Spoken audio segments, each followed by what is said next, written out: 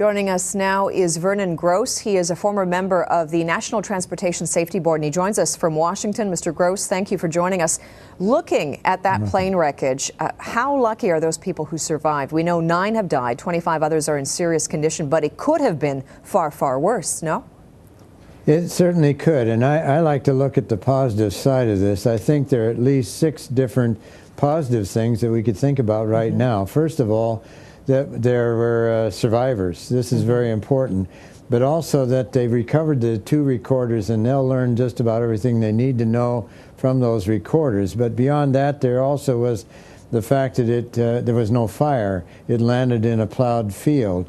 And then you have the idea that there was no weather problem here to deal with either. So that was a good thing.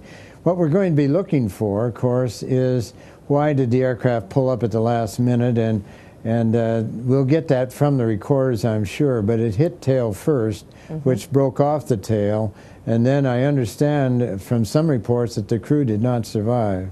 So when you look at the fact, you mentioned the weather was not a factor. We also understand there was a mechanical safety inspection December 22nd, I believe. We understand the pilot was quite experienced. When you look at all the factors that would seem to indicate things turning out well, yet it didn't. I mean, this plane hit hard, and there are several deaths.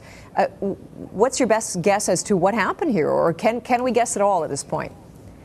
Well, I think it's easy to speculate, but we really need to know the facts. However, if you kind of project from what we can see right now, the aircraft, according to eyewitnesses, pulled up and hit tail first, which tells us that maybe the engines were not performing exactly right, or there could have been contamination. It wasn't a matter of hitting geese like we did with U.S. Airways the other day, but this, and the airplane is a very reliable airplane. It's a wonderful airplane, and therefore it's not a matter of equipment failure. Right.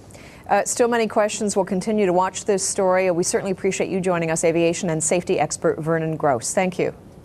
You're welcome.